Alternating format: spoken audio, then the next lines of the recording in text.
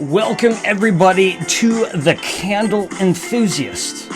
I am your host, Shane Carlson, and this is my secondary channel, Aromatically Speaking, the home of all of my future candle content. Thank you for joining me, whether you've been with me from the beginning or whether you're brand new.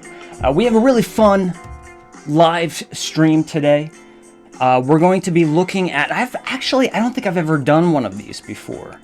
This is a very popular type of video, but I don't think I've done this before. I'm going to do a post-burn Bath & Body Works candle analysis. I have 6 candles that I've burned recently.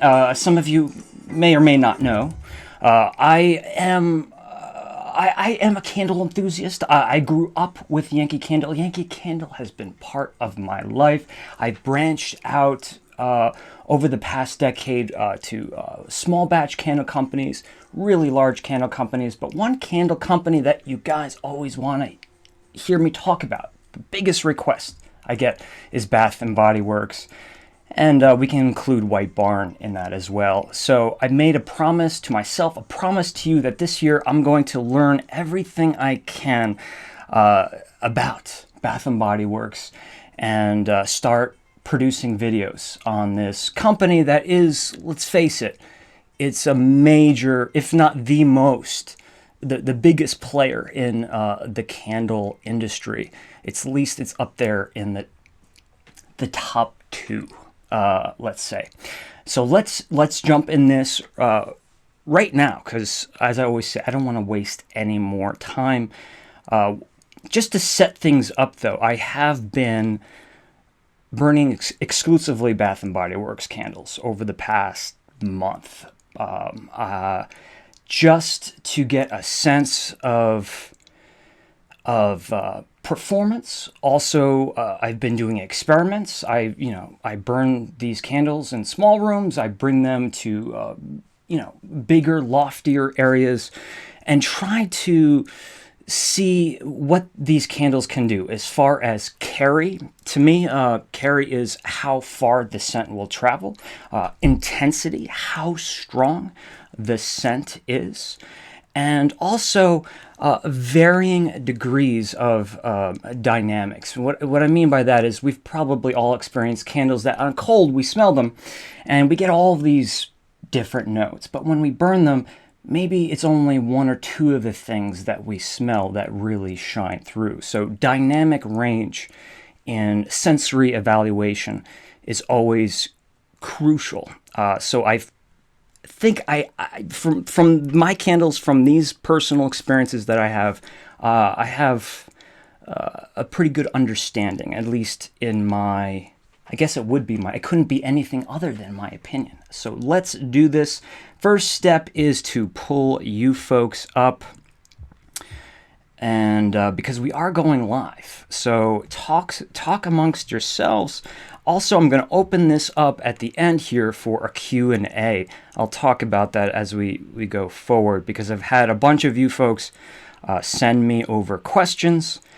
This way it's a little bit easier for in real time for me to answer these questions instead of you just fetching them out live. But I'll fill you guys in. Let's try to find the video. There it is. And I want to welcome everybody into the chat room. Okay, let's do this. Justin Platt says, tell Eric Peter Carlson I said hello. I will certainly do that, Justin. All right, here we go. Candle number 1. Let's do this. We also have some fun unboxings of all different sorts of stuff. Soaps, candles, retired vintage products. You're going to want to see this. So if you're watching this later, you can skip to the end. Don't. You should watch the whole thing. But you can skip to the end. But if you're watching with us live, make sure you hang around. Let's do this. Let's start with one that I've already talked about. I made a video on this It's been a while now. But at the point I made the video, I did not have a chance to burn the candle. We did a little bit of aroma prison, which is when I take a little piece of the wax and I melt it and I smell it out of a mason jar. If you haven't seen that, aroma prison, baby, it's a good, it's a great tool to adopt.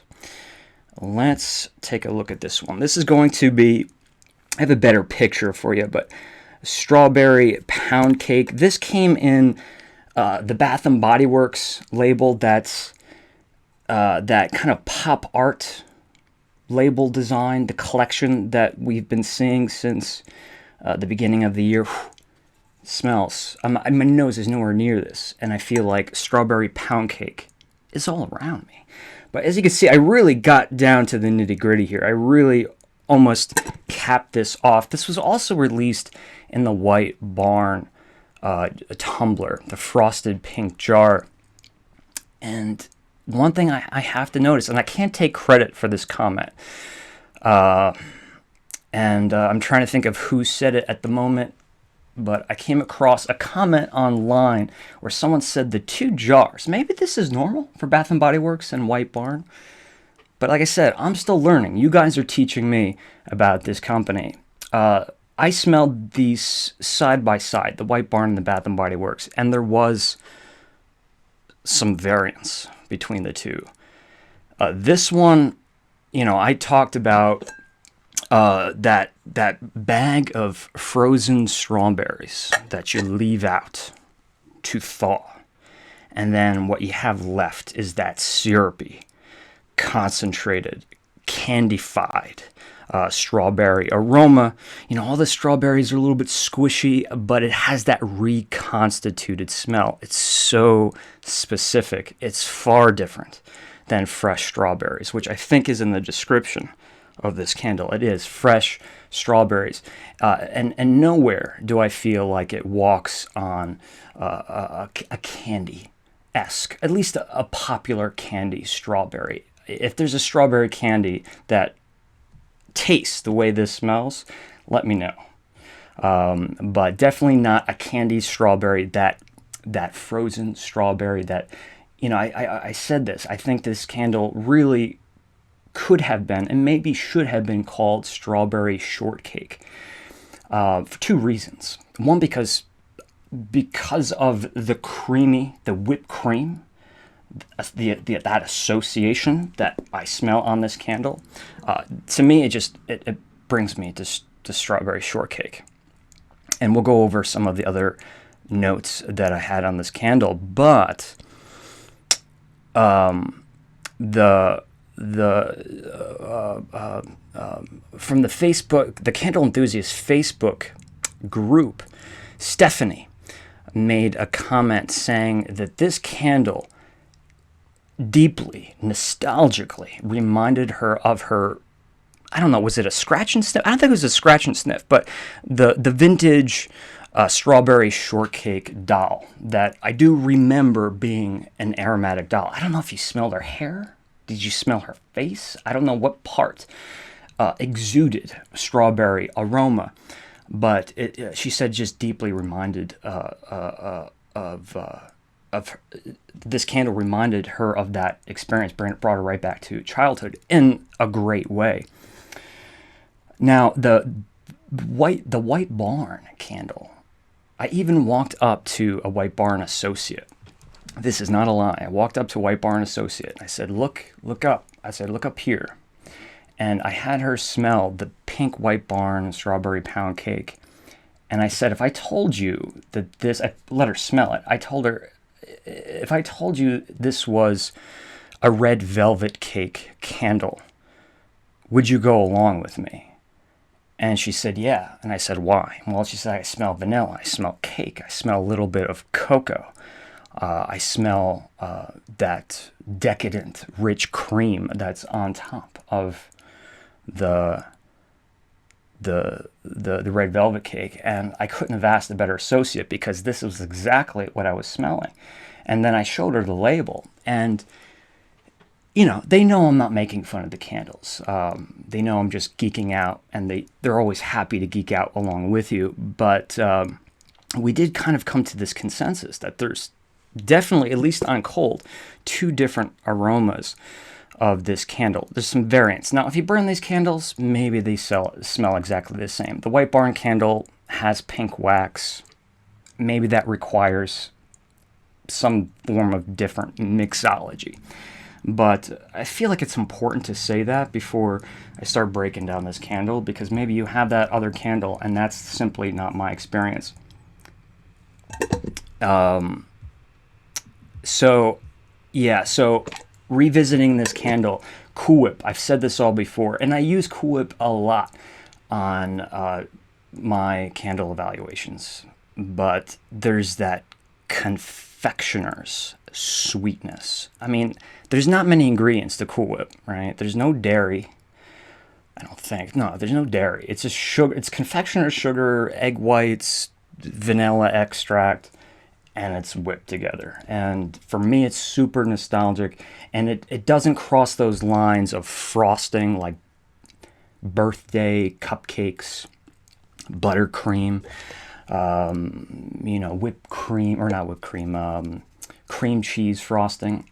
When I say Cool Whip, I mean it, and I mean it on this candle. The cake element, definitely some lemon. We definitely have the vanilla. When I said definitely lemon, I meant to say definitely vanilla, and perhaps a little bit of lemon, zest, a little bit of lemon essence. But what's really authentic about this cake is the golden crustiness of the cake here. And this is yet another reason why I would venture to say strawberry shortcake, is because it's biscuity. A biscuit is not a cake, and but it does have this element of like Bisquick, a little bit overdone, not in a bad way. A little bit of butter on there, and it gets a nice golden brown on top. But there's cake as well. So, strawberry pound cake. This is something I enjoy. I have a lot of associations tied to strawberry shortcake. My dad would make it for myself and my brothers and my mother when we were kids. And that's where this brought me to. Now, the strength of this candle, and I'm still trying to get a frame of reference of Bath & Body Works, but the strength of this candle was pretty high. I mean, look, we all know, large radius, 3 wicks, a lot of heat. These wicks are tiny, so they're not like torches inside of here, so they can really burn and keep the wax melted easily. You never have to do cleanup on these candles. Yankee Candle, for example, some burn really clean and some you have to kind of wipe them. But I think, and the reason why I'm pointing this out, that they burn cleanly, is because it's kind of a low and slow. Nice, small flames, but there's 3. And there's a large diameter, a large radius, which outputs a lot of aroma.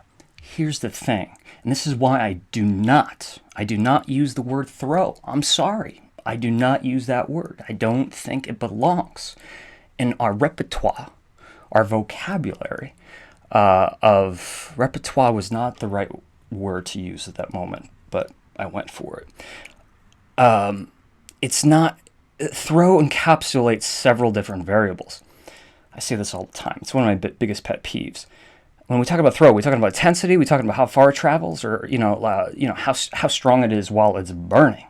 When you're within a certain radius. And how does the environment of your living space play with that? If you have the AC on, if you have the window open, you can't judge this throw that's going to encapsulate all these terms. So my point is, the intensity was high, but I'm going to show you a few here where the carry, the distance that this candle spread its aromatic charm was not as much as I thought it was going to be. It kind of tapered out and this is by Bath and Body Works standards. I mean, we know that some of these candles are so incredibly strong. If you have a lofted ceiling, it's really the only way to go, unless you're burning like 18 candles, Eric. But yeah, I feel like, if you're burning this in a bedroom, and you like high intensity, that's good. But if you're burning this in a living room, it's going to be tough because it's probably going to go towards the ceiling. It's going to patter out. But if you like me, if you like a nice lingering intensity, something that's not constantly with you, but it kind of comes and goes and it rolls around. Sometimes it smells a little bit stronger, and then you're watching a movie and suddenly you get a big punch of it. Then bring this into the living room. This is all new to me, describing, how I'm going to start evaluating carry and intensity and dynamic range. And I didn't even address dynamic range, but I think this was excellent in that it kept its aroma profile from cold sniff to the burn. You'll see that in my video that I did with this a couple videos back. But at no time did I ever lose the cake, did I ever lose the whipped cream, did I ever lose the fruit in this candle. It maintained its quality of, it was homogeneous. Strawberry pound cake. Let's get a close look of that. Of these jars. I mean, I know I've talked about this candle already, but I really, really enjoy the texture of some of these candles. It almost feels like that label there. You could probably see it. It has like the texture of like painted drywall sheetrock. And I love that. Okay, so let's go back here and let me pull up you guys just to see how everything is going. Does the sound a little bit better? I have a feeling it was a little bit too loud before. Again, I want to thank everyone for joining. Let's move on to another candle. This one is not a new candle by no imagination, and it's not even my first experience with this candle. I burned this, actually did not burn this. I was just about to lie to you. I bought this for 2017. It was the Happy Easter fragrance for 2017. And it is, drum roll please, can anyone tell me what it is, just based on that information? Where is it? There it is. Cinnamon sugared donut. I never burned that candle. I had it, and I can't remember. I think I auctioned it off to raise money for the show, or it was included in one of the Candle Enthusiast subscription boxes. But either way, I regretted selling it, or at least I just wanted a chance to burn it. So that's what I did. This is the White Barn frosted jar. One thing, I'm a Yankee person, but I said this before. One thing that Bath and Body Works really has going for themselves is that you don't need to buy an accessory for your candle. Every jar, every tumbler is its own accessory, and I love that. So cinnamon sugar donut, that's a loaded name, because we're dipping into a lot of territories there. Because we can think about apple cider donuts, which for many of us is a deep emotional association with the autumn season. I think myself especially, because I grew up in apple country. But cinnamon sugar donut could also bring us to a very much different kind of donut. Think of those Entenmann's box donuts. You can get the ones with the confectioner sugar, you can get the ones with the chocolate coating, nothing on them, and then they have the ones that are coated in the very, dusted very powdery. Maybe it's just cinnamon, but I think it's some form of cinnamon sugar that's coating those donuts. And that is a very specific aroma that reminds me of, I don't know why, it reminds me of elementary school. Were they giving us donuts, Entenmann's donuts in elementary school? Maybe the little munchkin size ones. I think they did. Times have changed. But then we can think about Dunkin' Donuts, that smell. I just did an Instagram post on this, and it's something I constantly talk about, how Dunkin' Donuts, or Dunkin', how it's changed, at least in the course of my lifetime. I remember going into Dunkin' Donuts, you didn't smell scrambled eggs, you didn't smell, there weren't bagels, there weren't muffins. If there were, it was a few choices, if any. You walked into a Dunkin' Donuts and it was one wall filled with what seemed to be infinite choices. And if it was a particular season, they were all themed, and it was such a treat to go through each one, like a bookstore, only way more fun. And to narrow down the one or two donuts that you were going to get, and then you had a seat. Yes, a seat in a booth. Sat down, my grandmother would have a cup of coffee, I would have some Tropicana orange juice, and it was this bonding experience. For me, it was my grandmother. I'm sure for you, you may have had some bonding experiences when you were younger at Dunkin' Donuts, but you walk into a Dunkin' Donuts today, no booths. There's my little rant. And it smells like cheese and microwaved eggs. I'm not putting Dunkin' down, and I'm not being negative. 14,000 locations, Dunkin' Donuts. Give us 10 retro locations. Convert 10 locations for me. Just 10. You can do it. You can do it. And getting back to my point here, which was with this, cinnamon sugared donut, kind of what's happening for me is that it does remind me of this very powdery ground cinnamon sweet treat. There's no question. When you smell this candle, if you don't like sweet, savory candles, pastry candles, yeah, I mean, I can understand. Some people just don't like candles that, if it smells like you want to eat it, you don't want to smell it in a candle. And I get that. But when you smell this candle, and if you love sweet treats, it's just a whirlwind of things happening. And what's great is it was hard for my mind to kind of pick any particular moment or a situation or an association. Well, no, it was very easy to find an association, but there were so many associations. Some of them that I just mentioned. So I do get a little bit of that Entenmann's donut in the best way. The ground cinnamon, but sweet. I do get the donut, that fresh, warm donut, Dunkin' Donuts thing. And although, just want to make sure I say this, there's no sign of apple in this candle, absolutely none. It does kind of remind me of autumn. It really does. I think that right there is the power of cinnamon. Cinnamon can take us to the holiday season. But I think what gives this candle its authenticity is the yeastiness.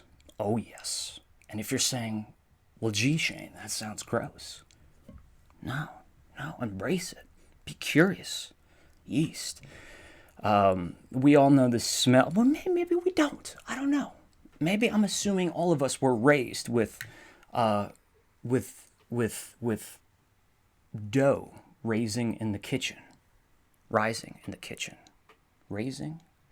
I don't know. Or the smell of walking in the back door of your local pizzeria. I used to do that all the time in middle school.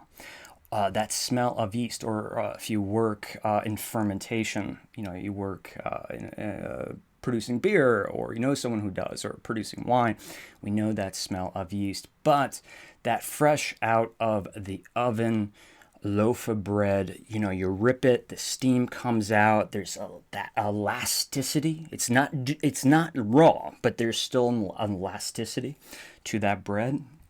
I lived right by Bouchon Bakery and the French Laundry in Yountville, California, or inside of Napa Valley. I always say I'm always telling you that I lived in Napa Valley, but I literally lived on the same block. So every morning they're baking their baguettes, their bread, all their sweet treats, and to me, that's why this is such an easy thing to point out. It's yeasty, but the association shouldn't be yeast. It should be fresh baked bread and fried dough or Zeppelis. I think those are two other great descriptors to use. And with that brown sugar, cinnamon, still cakiness, that donut, however they capture that fried cake experience in a fragrance oil, I don't know. It says essential oil, made with essential oils on here. I don't know how that's possible. I mean, maybe it's obviously not all of the oils, but this does definitely capture a lot of different things in my mind, many different things, associations, memories. The point being is that I think there's a pretty good chance if you like this aroma profile, and this aroma is going to find something in your past, in your memory, that will bring happiness to your heart. Maybe you've burned this for years. Maybe you've never burned this, but that's my take. Now, I was really hoping that this one would be like one that I'm still going to be talking about, which is probably the strongest, one of the strongest. It's up there of Bath & Body Works candles I've ever burned. I was hoping this would be really intense because I wanted to like put this to the test to see how much space this could cover. But it's kind of, I'm going to give it the same ratings, like same situation with the strawberry pound cake. It didn't separate as far as the dynamics, the aroma profile on cold versus when you burn it. It was a high intensity fragrance. You see that I really haven't spent too many hours with this one. So this could change once I get a little bit deeper down, but I gave this 2 solid burns and babysitted it quite nice.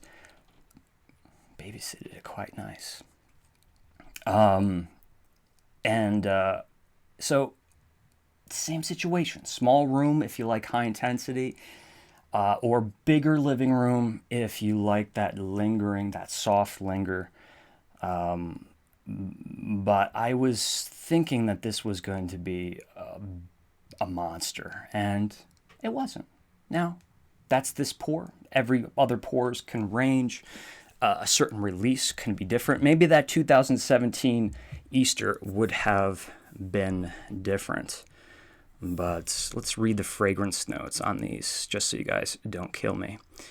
Fresh ground cinnamon, sugar crystals, Tahitian vanilla bean with essential oils. Yes, I think that's a great breakdown, but I'm sure that's just scratching the surface. I'm really looking forward to spending more time burning that candle, if that means anything at all. How are you guys doing over here?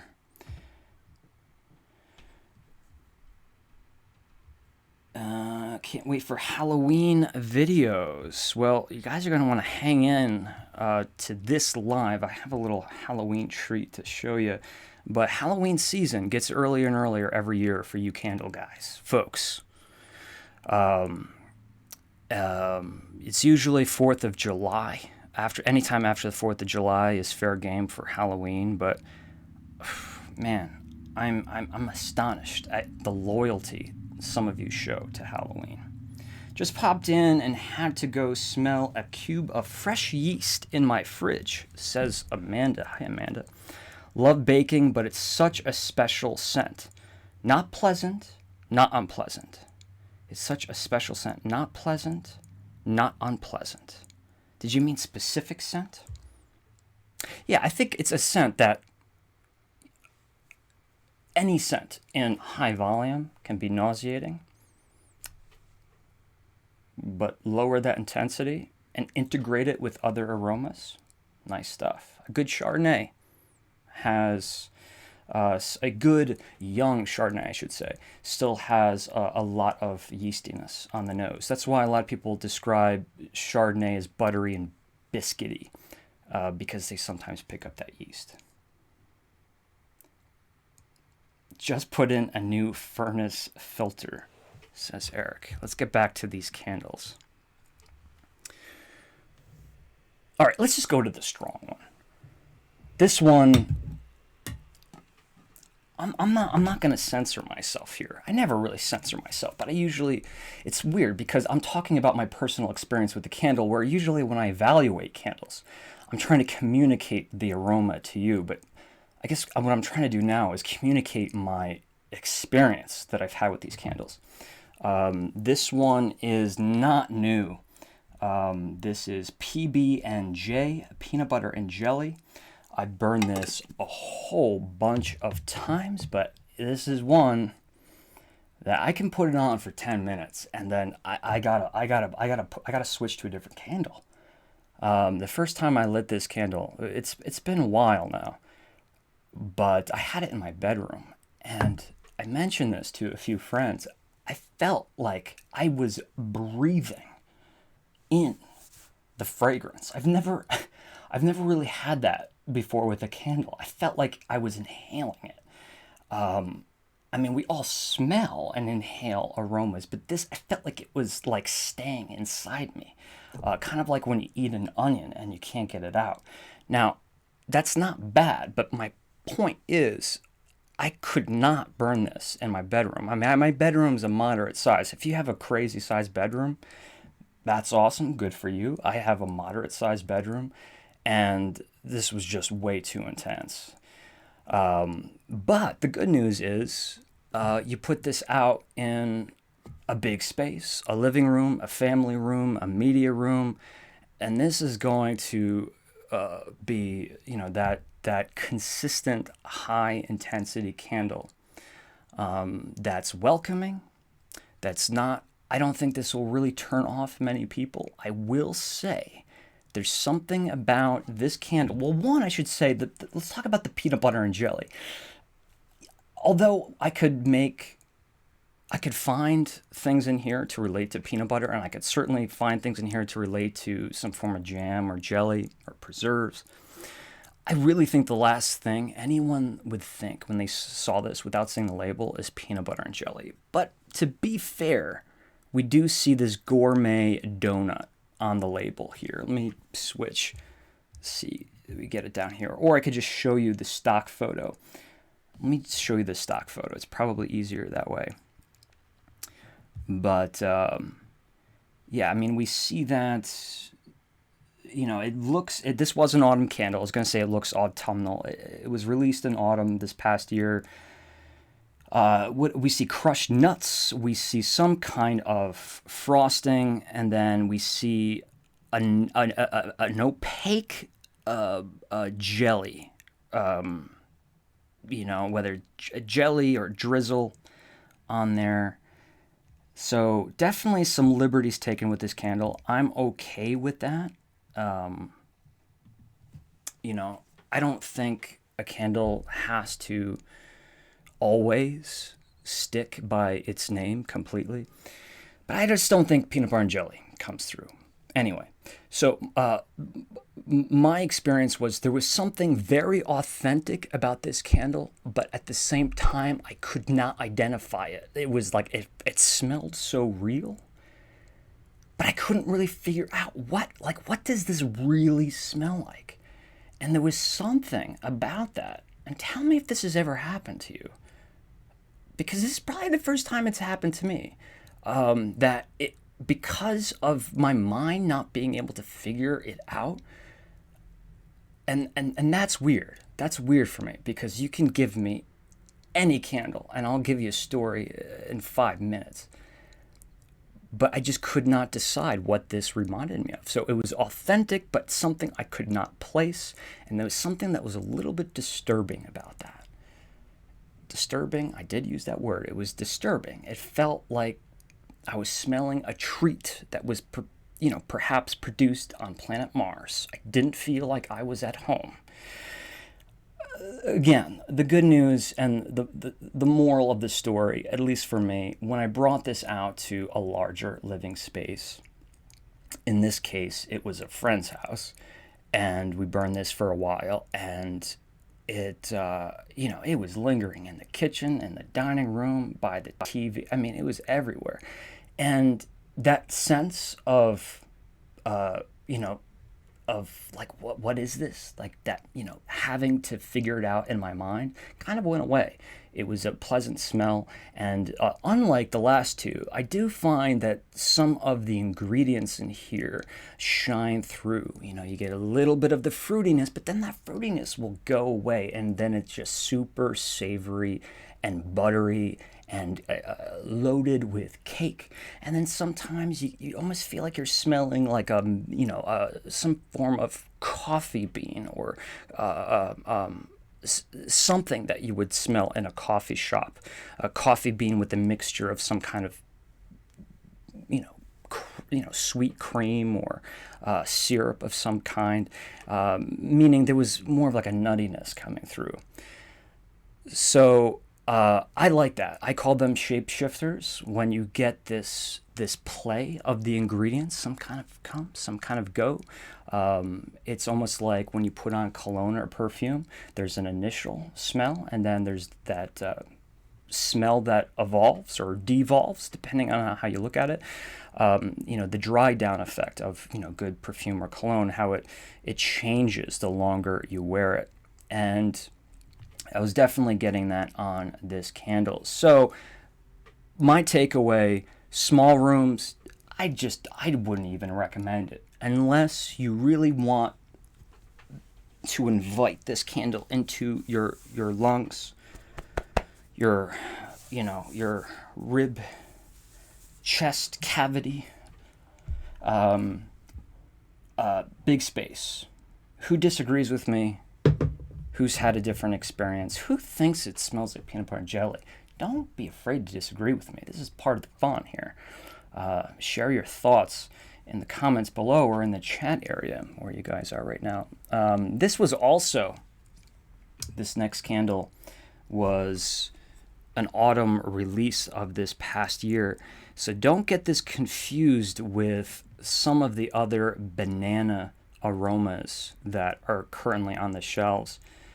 Banana bundt cake. Oh my God. I have that one. I will be, that'll be one of 20, count them, 20 Bath and Body Works videos that I will be filming in the near future.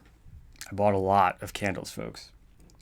Because I said I'm promising you that I'm going to do my best to learn about this company, at least from a contemporary standpoint. And then what's the other one that's on the shelves? It smells more of like a candy banana. It's like it smells like plantains, but like Runts candies mixed in there. Tropical banana? I don't know what it is, but I definitely smelt it when I went to Bath and Body Works. And that one's nice too. But this was a different experience. And it's been a little bit of time, so let me give it a quick sniff. I'll never get used to this. Not being able to, my point is I'm smelling the wicks. There's so many wicks in here that it's hard to isolate the smell. So banana cream pie. I think that is an exceptional name for this candle because that's precisely what it illustrates to me. It's that custardy, super ripe banana. When the bananas start turning black, they may not look pretty, but they sure do taste good. Or banana pudding, and banana cream. You see where I'm going here, right? There's this sweetened, cream of banana, if such a thing exists. This is not like a flambe kind of thing, like a Bananas Foster. When you incorporate a lot of heat and spices and butter and salt, it's not this savory thing, nor is it a fresh banana or banana peel, and it doesn't have the greenness of like an underripe banana or a plantain, and it doesn't dip into candy territory, runts candy or banana Laffy Taffy. This really smells like authentic banana, but of that pudding kind, right? Like if you took some bananas, mashed them up, or threw them in your blender. Let's say you added some milk, some like vanilla extract, or if anyone's, you get your protein intake, protein shakes, a little bit of protein powder in there, vanilla flavored. There's this concoction of vanilla ripe banana at the forefront of this candle. And let's not forget about the crust. It's reminiscent of all three of the candles that I just talked about. That's not laziness. I'm trying to make a point here. I feel, and again, disagree with me because I'm learning. I feel like Bath and Body Works here uses a lot of like bases. They have like a base of like, okay, this is a pastry base. This is like a pie base. And it may be in 5 different candles, but all of those candles are constructed with other nuances to make them unique. My point is, I think that, when I'm smelling the strawberry pound cake, the PB&J, and even the cinnamon sugar donut, maybe that's the one I shouldn't leave out. I feel like there's a really strong similarity, especially the PB&J. Like they start off with a very specific fragrance oil or a mixology of something that evokes sweet treat, and then they build on top of it. Is that something that you've ever thought of Bath and Body Works? That they start off, maybe they have like 6 or 7 different bases. Not one note, I mean like, like a kind of proprietary blend of fragrance oils. And then to make every candle diverse, they kind of build on top of those bases. I think you get what I mean. I repeated myself like 4 times.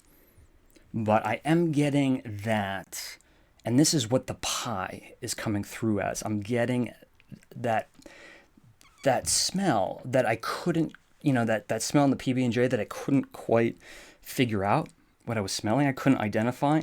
However, it's not such a big bombastic thing in this case, where it didn't dawn on me when I was burning this candle that scent was, that part of the aroma was too strong. And with that said, this was I would say the PB&J was by and large the highest intensity candle, and this came in the second place easily, followed by the strawberry shortcake, and then the cinnamon sugared donut. So we got a good way in there. I still got a good way to go, but I guess I was pleased. But I like banana. I like those classic, French desserts when it comes to sweet treats. I spent, I'm an alumni of the Culinary Institute of America. It's built, the foundation, not the building, but the school. The institute is built on the foundation of French cuisine. So, it's just roaming the halls, whether at any location. You're gonna be smelling and seeing the baking students making treats like this. And to me, that's where this candle brought me. It brought me right back to school, and my dad was a professor at the Culinary Institute, so I grew up at the Culinary Institute in Hyde Park, New York, as a kid, running around that place. So a lot of associations, but if you don't like banana, I think I think this goes without saying, but this one you'll probably want to stay away from, because the banana is is the lead. He's the principal player in that candle. Banana cream pie.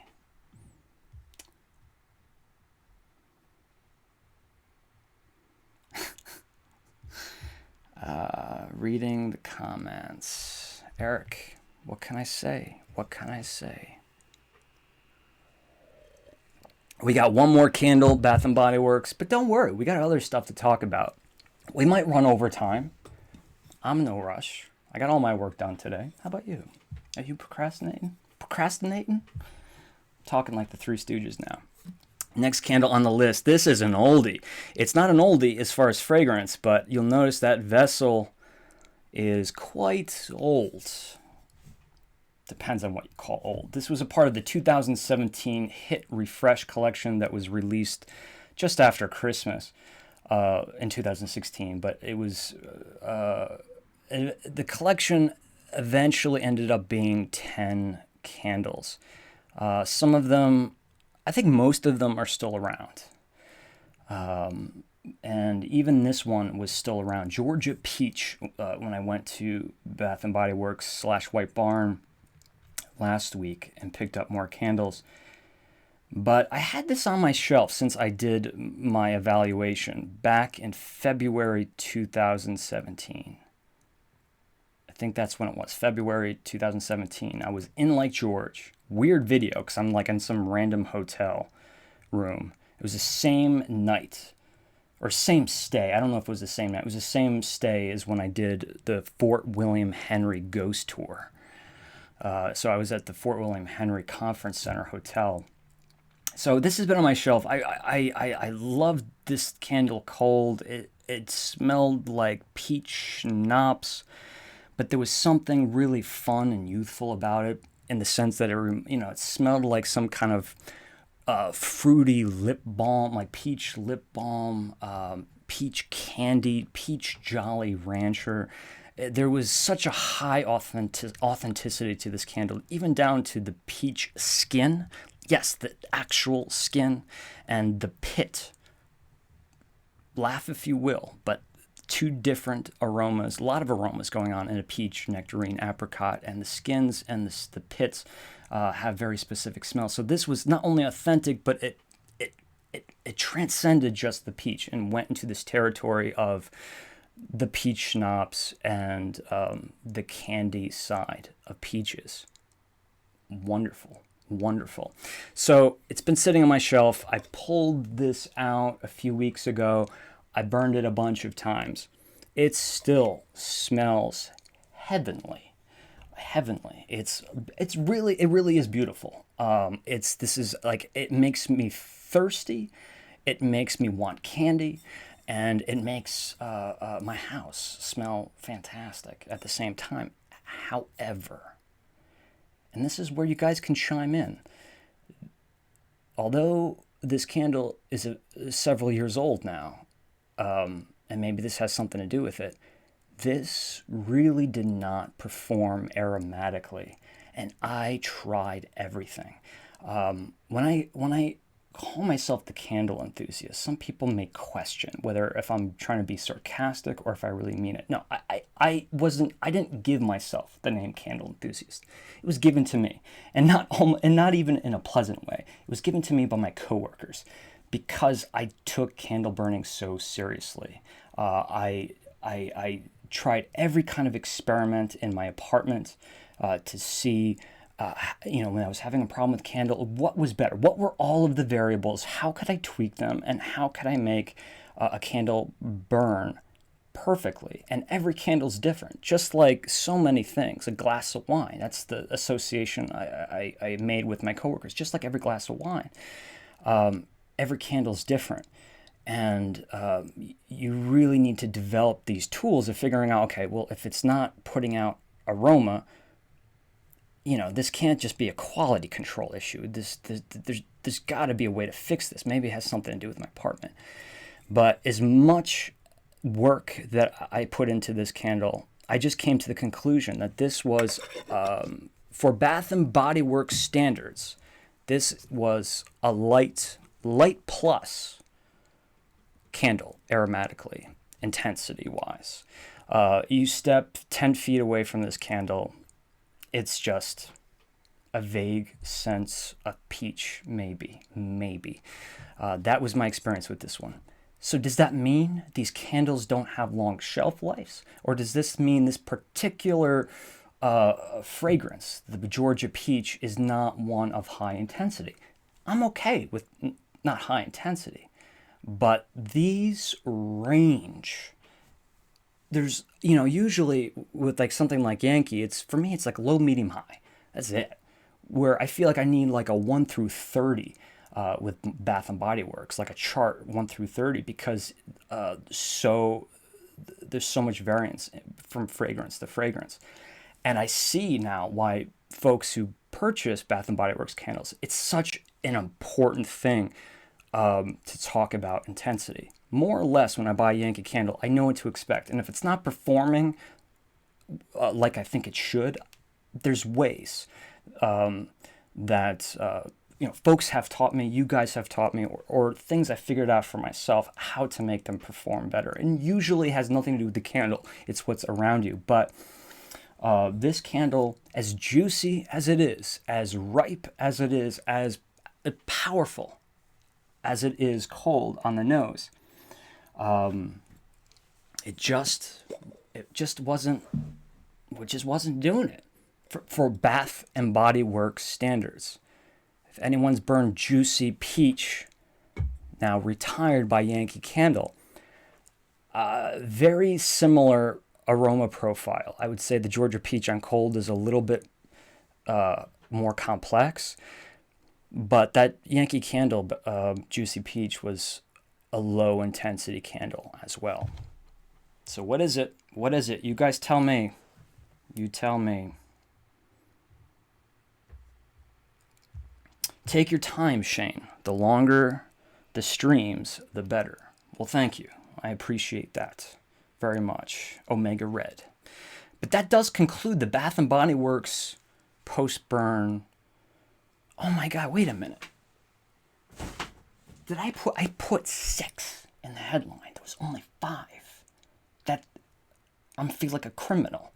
I apologize. I'll try to make that up for you. I really thought I had 6. Unless I left one. Well, the good news is I have 6 that are still sealed. Bath and Body Works candles. These I'm not going to do on a live. I really wanted to get back to making edited videos. I feel like they're shorter. People like that. The 8 minutes on a candle, or maybe 24 minutes, something like that. For do them in sets of 3. I haven't really decided yet, but I feel like that fits people's schedules a little bit more. So 6, and then I have 8 more in 2 bags right here. And I have a couple more on my shelves that are not too old. And so I have a lot of Bath and Body Works content coming up very, very soon. And your patience, your undying loyalty and patience means the world to me. Because I feel like that's all I'm saying is soon. Soon, very soon. So what else are we talking about, folks? I got lots of stuff here. Let's do this. How about you hit that thumbs up button if you're enjoying the live stream. Unless you're on the couch and you're watching it through your Apple TV or Amazon Fire Stick or something like that. But maybe pick up the phone and just give it a thumbs up, because it actually does matter. Let's do this. I'm going to be producing a video very soon. I'm going to move the mic. This might make a little bit of noise. I'm going to be producing a video on this candle company, Ingenious Candle Company. The proprietor, Pauline, reached out to me and asked if I would talk about her new candle company. And I said, yeah, sure. The policy has always been, if you send me anything aroma-related or even other fun stuff, I will open it on a live video.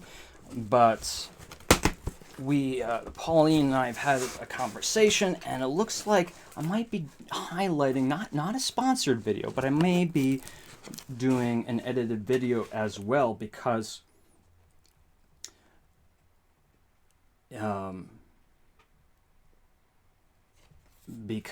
she sent me all of this stuff. I'm sorry, I just lost my train of thought there. So I really am unboxing this for the first time here, and I wish I saved myself more space. Let's see what we have. Whew. All right, this is kind of cool. This is kind of cool. This is why I really... Oh, peanuts. Packing peanuts all over the floor. No broken glass. Let's go down here. This candle is called Quaint. And it's not much better. I should go to the light down here. It says Quaint, small batch natural soy candle, genuine vintage, antique, collectible. Does it say inclusion? My eyes are going. 10 ounces. So a little bit bigger. A little bit bigger candle size that we usually see in formats like this. 45 to 50 hours burn time, and I need these to be candle ready, folks. And by that, I need to photograph these. So unfortunately, I don't want to take any of this off, but you'll see that it comes with this little pouch. But I'm gonna have to read the instructions, because this pouch is not gonna fit, or the jar is not gonna fit inside of this pouch. So it must have another purpose. That is interesting. Let's dig deeper. And if there's any duplicates, I will open them up and smell a few. So this is, whenever I work with a new candle company, this is what I do. It's kind of a checklist of things that I have them send me, and I burn them, I smell them, and then if I decide to make like an edited video, I have the candles ready for me, camera ready, so they're not pre-burned.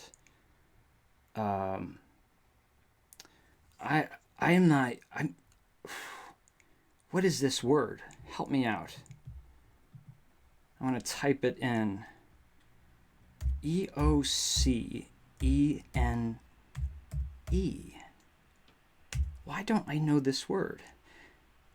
A part of the genuine fossil inclusion. I like the verbiage here. Hand poured in Nevada, 10 ounces. This one doesn't have a wrapper on it, so I will smell that one.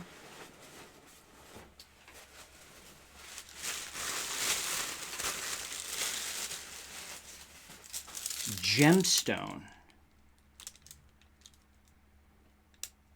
Genuine gemstone inclusion. I get it. I get the word inclusion. There's things inside of these candles. I get it. I'm glad that you guys are seeing a part of this process. This is awesome. So I'm guessing this comes with a gemstone. This one comes with a fossil. That cracking sound is probably annoying. And a vintage / antique. I think that's what's going on. I will find out, and I will discuss. See, all the information's right here. Pauline included everything. Gemstone. A gemstone, also called a gem, fine gem, jewel, precious stone, or semi-precious stone, is a piece of mineral crystal which, in cut and polished form, is used to make jewelry or other ornaments. However, certain rocks, such as lapis lazuli and opal, and occasionally organic materials that are not minerals, such as amber, jet, and pearl, are also used for jewelry and therefore often considered to be gemstones as well. Most gemstones are hard, but some soft minerals are used in jewelry because of their luster or other physical properties that have aesthetic value. Rarity is another characteristic that lends value to gemstones. So the fine print, yeah, I'm not going to read all of that, but I will, on my own time, I'm going to read all that. But this is what I think every candle company should provide. It looks like this is giving me very specific instructions how to burn this candle. Every candle proprietor, I don't care who you are. I don't care if you're Yankee, Bath and Body Works, or the smallest candle shop in a little town in the middle of nowhere. Every candle should come with your recommendations of how to burn it if you're a candle maker. Because, like I said, every candle is different. And it looks like Pauline has done just that. So she sent me four pieces. And she did. Okay, so I said to send an extra for giveaway. So future giveaway right here is going to be Ingenious Candle Company gemstone, 10 ounces of wax. And I have one that's not wrapped. So let me give it a smell. Oh, wow. Pina colada creaminess, pineapple, coconut. Definitely coconut.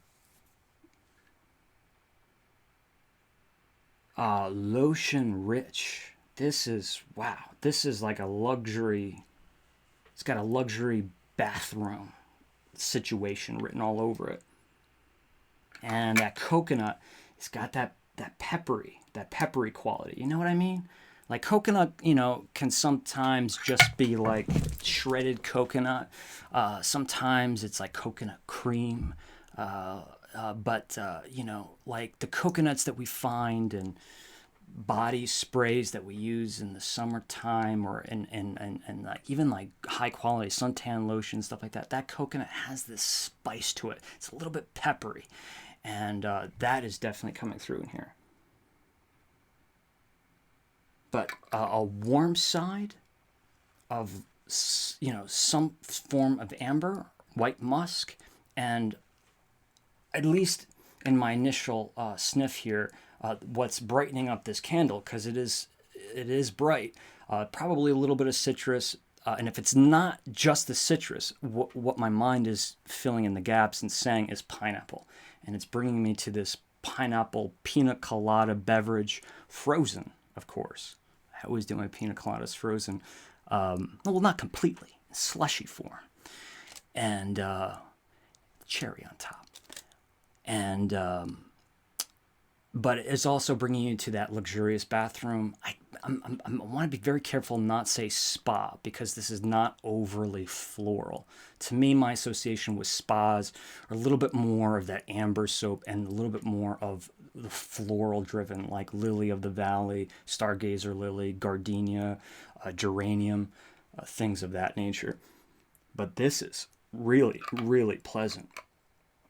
So Pauline, if you're listening, thank you so much for sending me these candles. I'm going to burn one of these. I'm going to talk, it looks like I'm going to talk about 3 different candles. And then for everybody else, we're going to be doing a giveaway. And I'll figure out how we'll have the most fun with that giveaway when the time comes. So I'll keep you posted.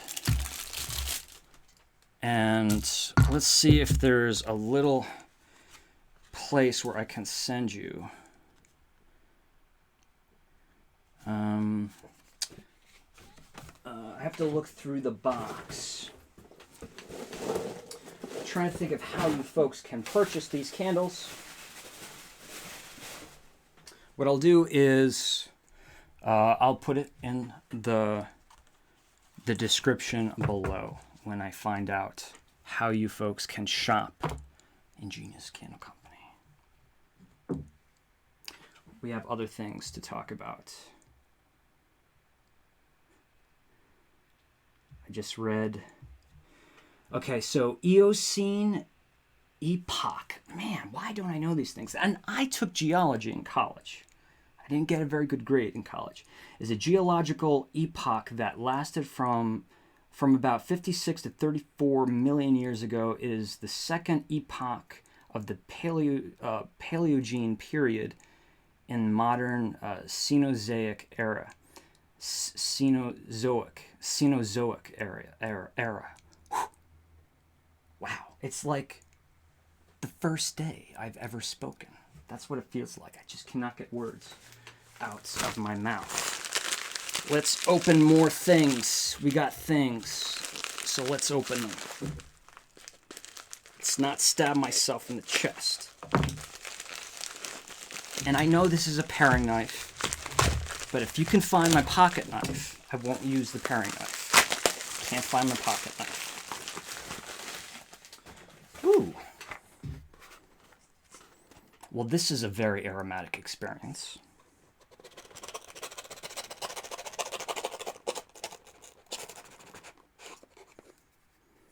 Oh, I think I know what this is. I should have looked at the return address. Come on now. Come on.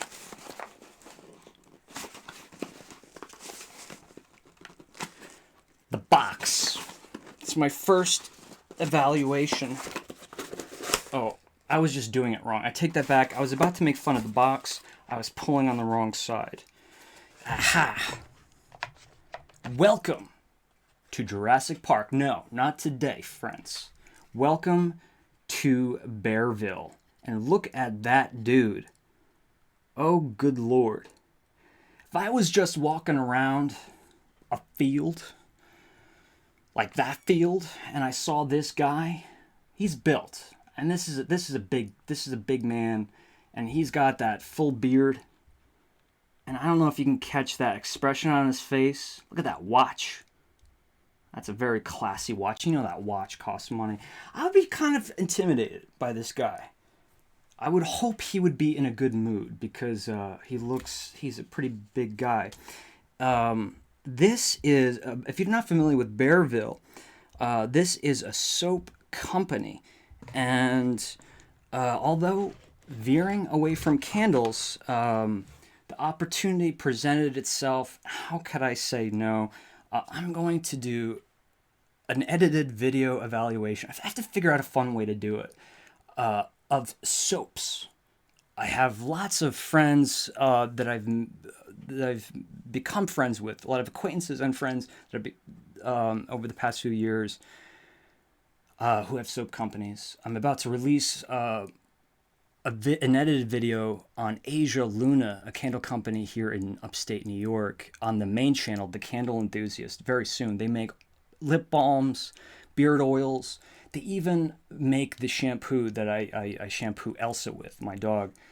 But I'm going to try to get more into bath and body products. It's just, I'm becoming more intrigued by it. And I feel like I want to share my passion with you guys. So I have four bars of soap by Bearville Hill here.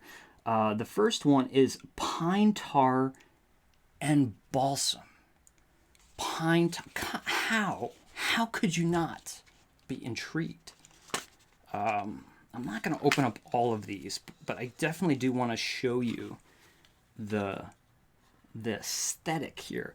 It looks very simple. Some of them look like cakes. Some of them look like seashells. Not this company. I mean like soaps in general, artisanal soaps.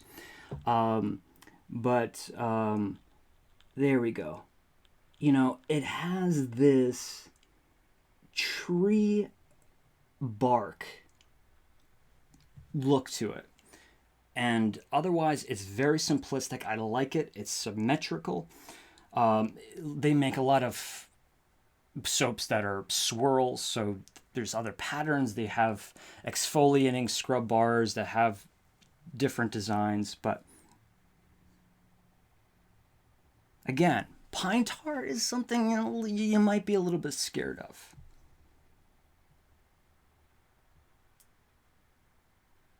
Wow. That doesn't scare me at all. I forgot what the second part was. Balsam. I mean, this really smells like, again, I'm not going to go into all these in depth, but just forest floor. I mean, obviously in a specific way. And when I say forest floor, it smells not really so much resinous. Like when I smell this doesn't smell like something that would be like sticky on my hands, like I just touched pine tar or sap or excretions of any kind of tree. This just smells like herbs, dried spruce needles. It's evoking the idea of dirt. I don't think there's any dirt fragrance oil in here. But then there's a lemon lime quality that could be attributed to rosemary that I smell. It could be attributed to tea tree oil. It could be attributed to, it's probably not bergamot or clary sage, perhaps. In fact, I probably would go, I would at least mention sage. So, there's a lot of things going on here. Very nice. So, pine tar, balsam, yes. But as always, I feel like there's other embellishments here to make it really unique. I'm really excited to try this soap company. You know, I've avoided other soap companies before, I'll be honest. There's a lot of soaps made for men that, you know, you go on their website, and I'm not pointing anyone out by hand, but like I was reading someone's description once, like a soap company, and it said, no girly scents. Now, this has nothing to do with like our current world and the kind of the politically correct world that we live in now. It has nothing to do with that. I mean, it's just that like to suggest that to say no girly sense, that I just found it's sexist. It's sexist. And honestly, I feel like saying the name of the company. But I didn't like that. I was really close to actually working with some of their products, but turned that down. Now, spearmint eucalyptus. You have these convenient windows, so you don't have to take them out. This was described as a very powerful spearmint. It's a very powerful spearmint and eucalyptus. Oh my God. Wrigley's spearmint gum, people. It's so sweet. Like, have you ever ate a mint leaf and you're like, oh, this is minty, but you're still not happy about it? Well, because there's no sugar in it. Where I feel like I am smelling a sweetened version of a spearmint leaf, but also kind of like my dad had a town car Lincoln, a brown town car. It was like the pride of his life when I was growing up. And whenever I'd opened up his glove box, 2 aromas would come outside of this glove box. His leather gloves, brown, matched the car, and Wrigley's spearmint gum. Bam. Oh, man. That is very pleasant. And I don't want to... The eucalyptus is quite powerful in here as well. I don't want to ignore mentioning that. This one, I did get to pick these out, which is great. It is called Woodland Musk. This alluring scent is a perfect balance of woods and musk, rounded out with notes of amber, spice, and tobacco, with shea butter for the richest lather. I like the way those are written. Yeah, they said this was very much like the closest thing they have aromatically to, something like Irish Spring. And yeah, it's even though we see brown, the color here, a lot of green coming from this candle, a lot of vegetation, and spice as well. I mean, there's This evokes things like Old Spice, Irish Spring soaps. Ooh, and there's that. What is that note? Oh God, what is that? It's this droopy smell. I know that's a weird adjective to use.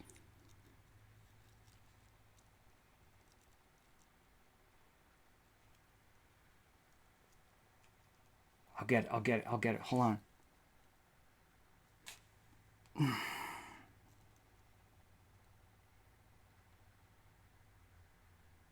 What is that smell? Oh, that's so annoying when I'm so close.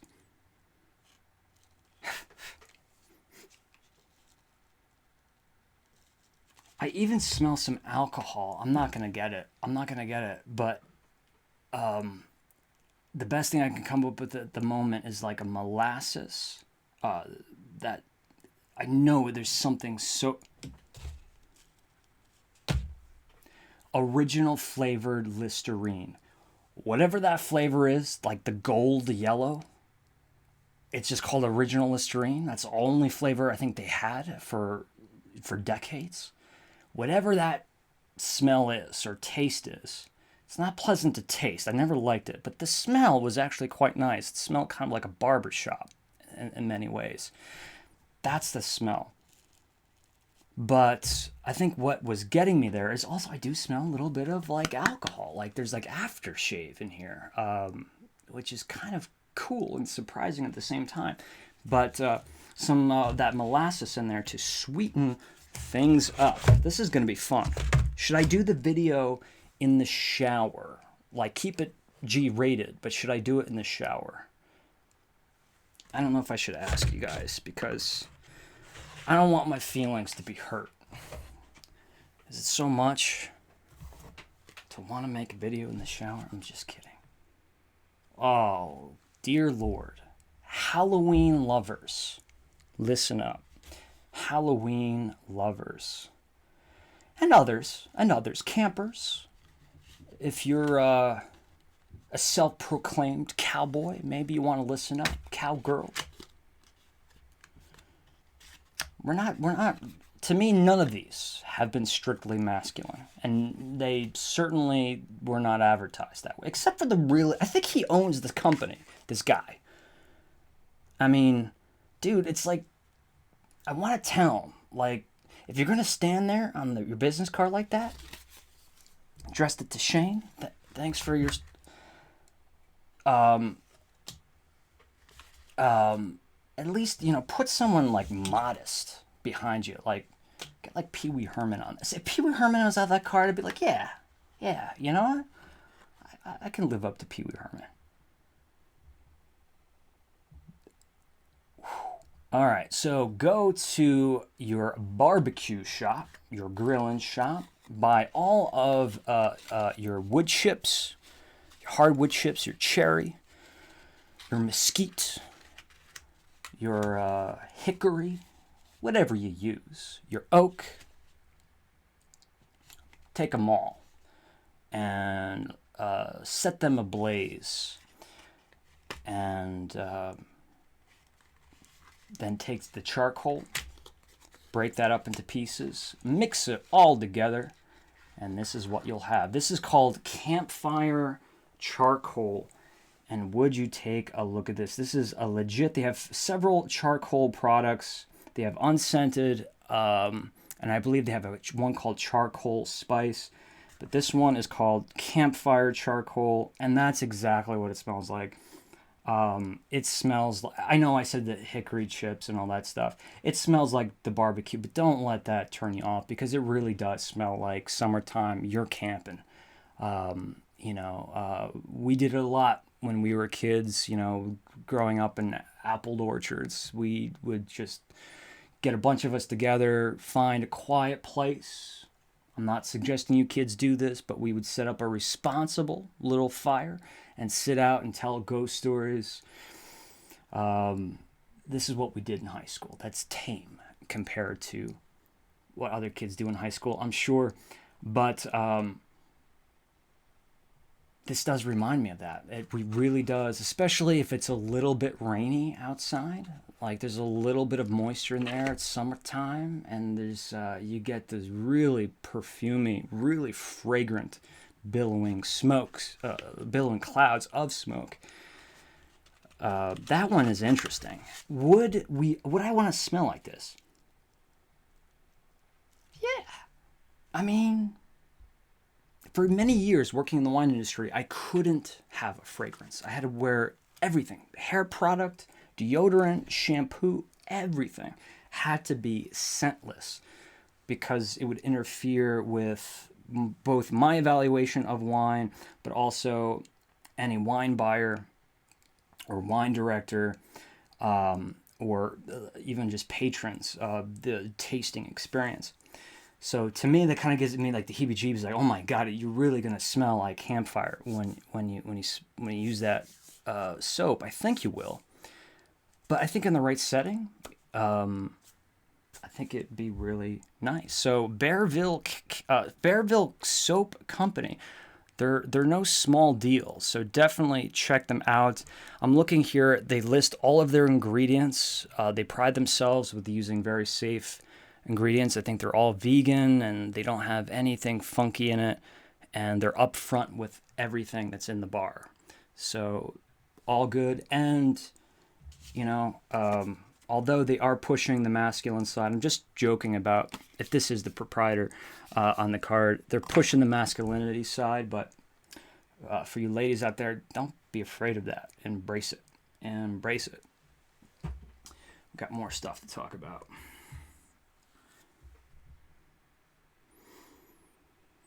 Tar soap is something I associate with Finland and saunas. Not that I've ever been to Finland. Also, I've very much agree in regards to using terms such as girly in that way.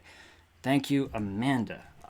I didn't mean to read two comments by Amanda. I apologize. It looks like I am favoring Amanda. She just had two comments that popped up to me. And Vintage Road Candle says, I love unboxings. So that's a good thing. Let's keep this going. Got more unboxings to do.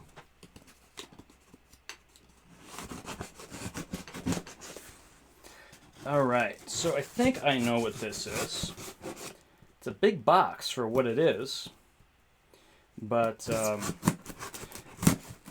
last year, somewhere in the middle of the summer, Mick Kittredge, or Michael Kittredge III, son of the founder of Yankee Candle, mentioned that he was re-releasing highly sought after retired Halloween fragrances, but he also released a whole bunch more. Everything released under Kringle was limited edition. I think maybe everything was limited edition, but they released a lot of fragrances under their secondary label, Country Candles. And I am suspecting that most of these candles are not going to return based on lack of sales, and I mean, I can't speak to that in statistics, like give any numbers. I don't have that kind of info, but based on what I saw people purchase and based on comments of what people were saying about certain fragrances, I know some of them won't be returning. And this was one that I really enjoyed, and I'm quite confident is not coming back. This was one of the Kringle candles, hand-painted black jars. Large jar. Ooh, that never gets old. They really did a pretty job here. I didn't get the Christmas ones. Who got the Christmas ones? The red painted limited edition jars. But this is, let me switch here, Day of the Dead. Right, as in the holiday, not as in George A. Romero. And the fragrance notes elude me at the moment, but I remember one of them, and I think the one fragrance note or description or descriptor really says it all. It said, oh boy. Oh man, I'm forgetting one of the adjectives. I set that up, but I forgot it. But something exotics. And floral, spicy exotics, floral exotics. But I remember this having a lot of Asian influences, like Asian herbs, Asian resins. And it really is, for me, it has a very foreign, very new aroma profile when I smelled this. I love that. I love it when I smell something and I'm like, whoa, like that is out there. Like I didn't grow up with patchouli, and that's why I think I love patchouli. I had no association with it until I started burning Witch's Brew when I was like 14 years old. This candle, wow. I mean, the most, this is kind of like lingo I use. This is a Salem candle. And what I mean by that is like what you would imagine Salem smelling like when you walk into a boutique shop, you walk into a gift shop, you walk into a museum, you walk into anywhere. There's this sweet, resinous, floral smell that's just bewildering, or maybe I shouldn't say enchanting. It's just it's a kind of a weird thing to get an aroma profile in a somewhat big candle company. I mean, Kringle's not a mammoth candle company, but a high production for sure. To see this kind of aroma profile in a large candle company, it's something that, at least in the past, wasn't done often. But, if you go to Witch City Wicks, you're going to find aroma profiles like this all of the time. And really beautiful tobacco leaf. Some chai latte influences in here. Especially, the little, well, not especially, but a little bit of the peppercorn. But those exotic florals. I forget how they described it, but the point is I needed to get an extra one because I actually want to burn these. So I got 2 of most of the Kringles last year, but I did not get 2 of these.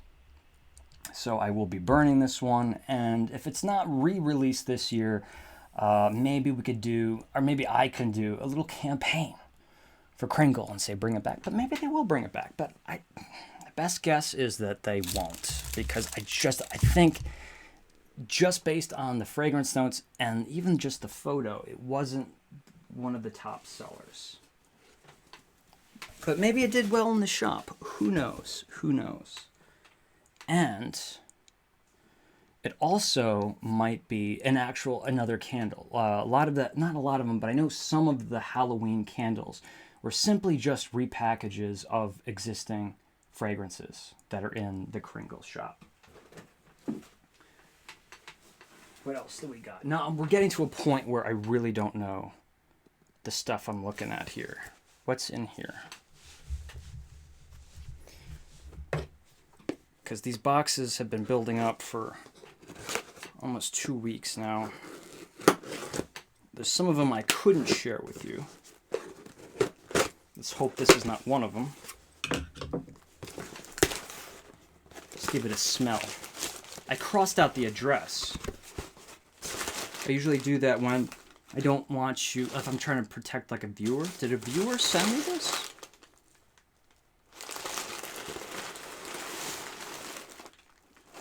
It smells like Christmas.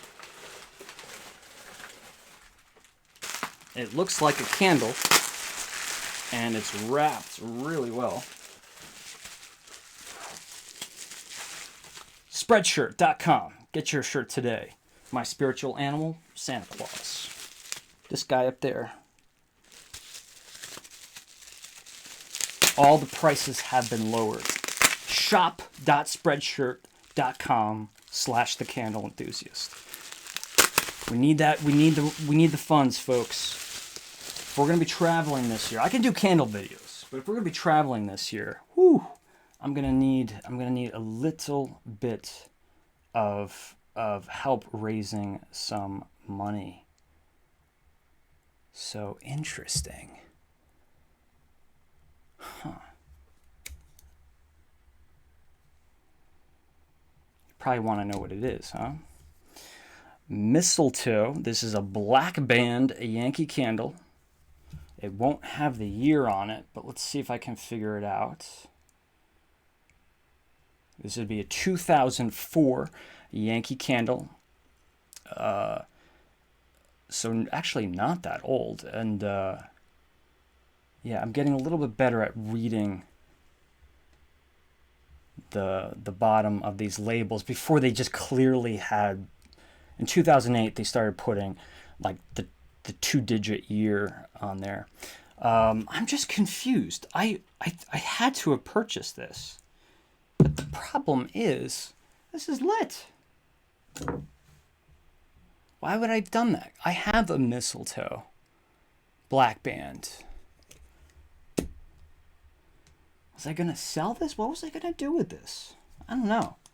It smells great. One thing I can say about vintage mistletoe Yankee Candle, like vintage Yankee Candles fragrance mistletoe, is that it's different. It's different. I'll say it one more time. It's different than if you buy it now. Hands down. There's a funkiness to this mistletoe. And funkiness is probably not a word that you want to hear when it's inside your candle, but I mean funkiness in a good way. Like, there is this deeply authentic face inside of a Christmas tree aroma that's it has like that camphor smell. That's something that like balsam and cedar doesn't have, or the current mistletoe doesn't have. Something that Yankee Candle's Christmas tree doesn't have. It's a really rich, warm, I'm going to say this word, usually I don't, ambery smell.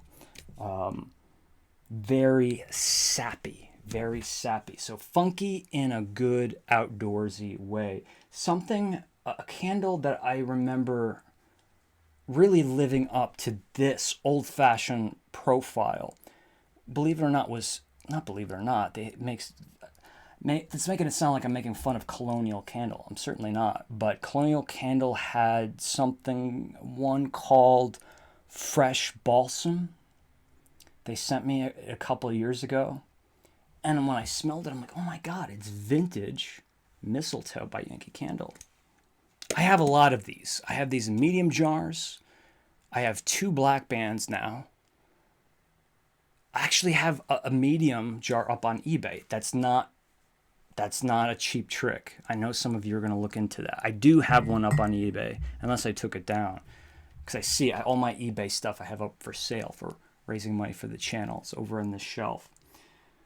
And my coniferous tree Christmas collection candles are on the top shelf up there.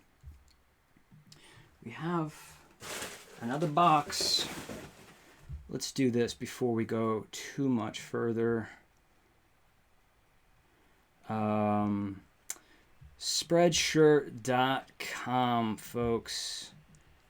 I want to show you, if you go to shop.spreadshirt.com, my current candle enthusiast designs are here. This is,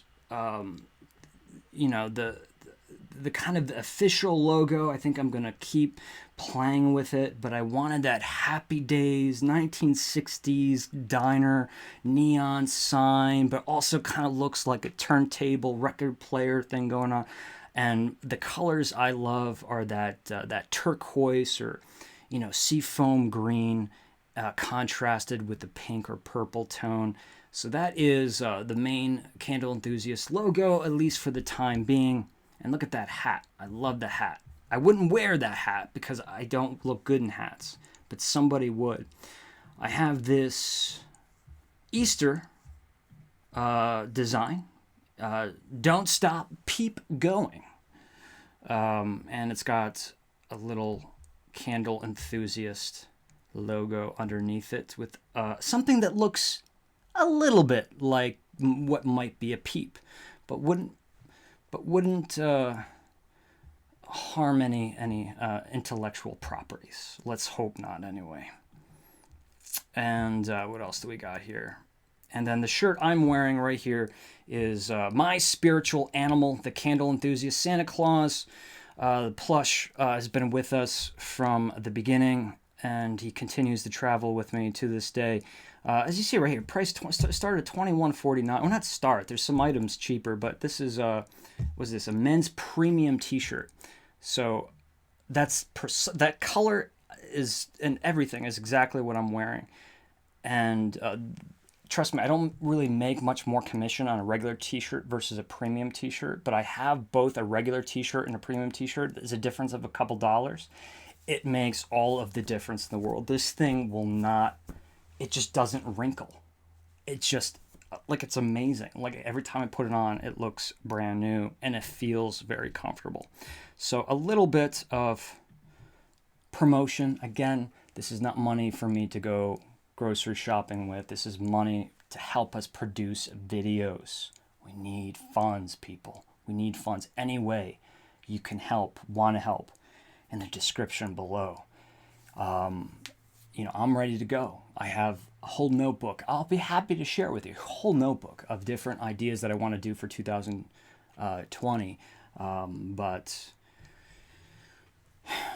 money. I gotta weigh what I have versus what I should do. All right, let's get back to it. Do we have another box? We have another box. And then don't forget about the Q&A. We're doing a Q&A. I told you it was going to be a long show. All right, so this one I opened up. Oh, this is embarrassing, guys. This is embarrassing. Because I've had this sitting on my chair here for months, trying to do this on a live. And frankly, I just keep forgetting to do it. And or running out of time. But a huge thank you to Matthew and Tasha, also a part of my brother's YouTube channel. I think that's really how they found the Candle Enthusiast. But really fine young kids. I don't want to call them kids. Young adults. They sent a box. Look at this illustration. Come on. Let's hear it from Matthew and or Tasha. I think this was done by Matthew. We have Belle from Beauty and the Beast. Matthew and Tasha know how much, not only I love Beauty and the Beast, but that Belle is my favorite Disney princess. That is a fantastic likeness that I will gladly put with my Belle paraphernalia. Yes, I have Belle paraphernalia. I have some fun Beauty and the Beast. Don't judge. Don't judge. You know? I do what makes me... I do, and I buy, and I collect, and I hold on to the things that make me happy. Is it okay if one of those things is Beauty and the Beast? Inside the box. And you can see how long ago they sent this box. It's a pumpkin. Not only representing the season that they sent this, but also perhaps maybe a Cinderella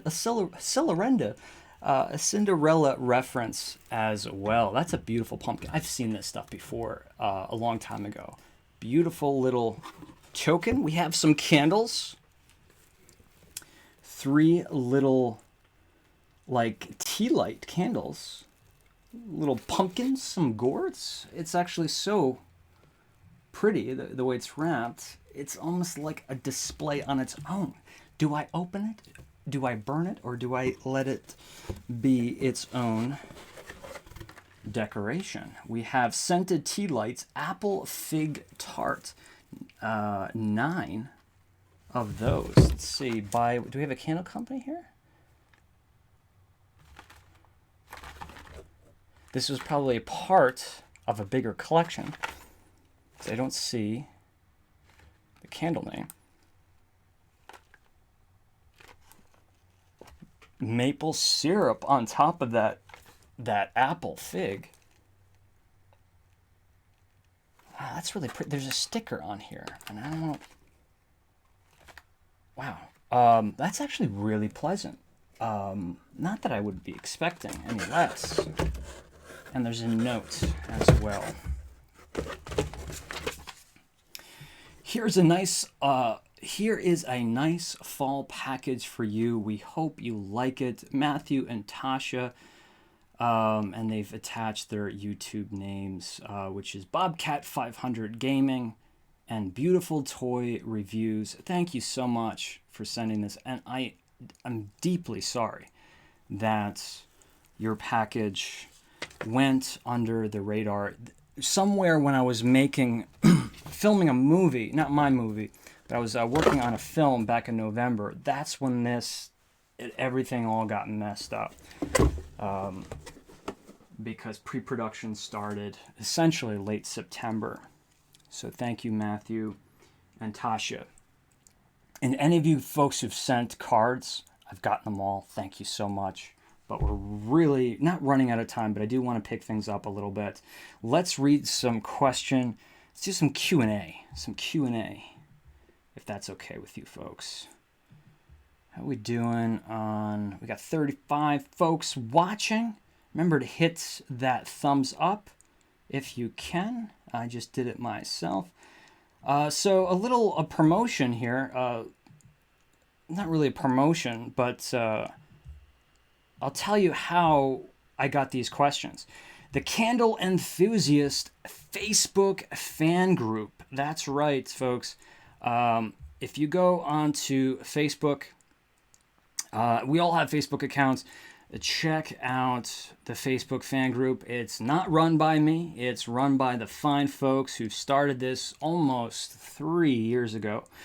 And earlier today, I asked folks if they could asked me a bunch of questions, and I said I'd get to as many of them as I could, and it looks like we have 15 questions, comments. I'll try to get to every single one of them.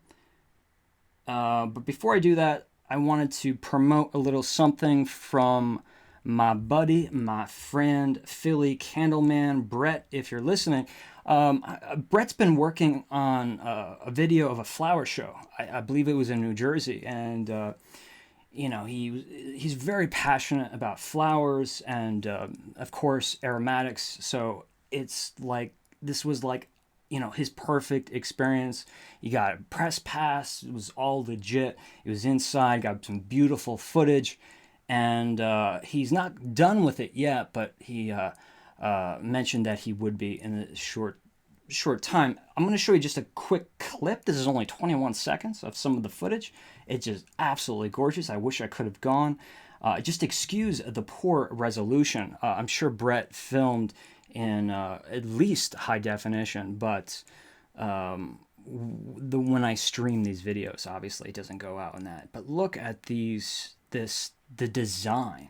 I thought there would just be flowers, but this is like interior design. This is art. Play a little bit more of that. This is like what is that? Like a terrace, citrus grove. Look at all of the... I'm so curious to know what this is. Like, are people selling this product? Can you buy this thing? Are they real citrus? Are they fake? What is it? Well, we're going to have to wait until Brett's show. I'm sure he'll all keep us posted, but the best way to find out is to make sure you go over to Philly Candleman on YouTube and subscribe, and request to join the Candle Enthusiast Facebook group too, because that will be where you'll also find when his video is ready.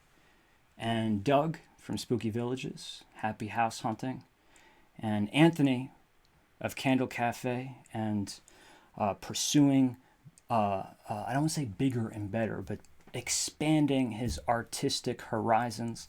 Super proud of you, buddy. So big shout out to you as well. Let's read these questions. How's that sound? So I've seen questions coming in. Omega, any spooky trips planned this year? They're planned. Can I fund them? That's where I need help, guys. I need help. Can we start a little thing that will spiral? $1 from every subscriber would make a huge difference. What's the best way to do this? Let's read these questions. Question number 1. This is from Rihanna. Rianne. She's from Finland. She's a wonderful young lady. And I feel bad because I always get her name wrong. But she's been a huge supporter for a very long time. I'm just going to say Rianne. That's going to be my nickname for you, Rianne. What is your favorite food? And do you have any family recipes? See, we're not a family of recipes. My dad, I think he probably wouldn't use these words, but he cooked with love, he cooked to taste. And I think I kind of followed in his footsteps like that, I taste, if you need the salt, you need the sugar, you need the spice, consistency, it's more of a visceral, intuitive driving force than written down. I don't think I've ever written a recipe in my life.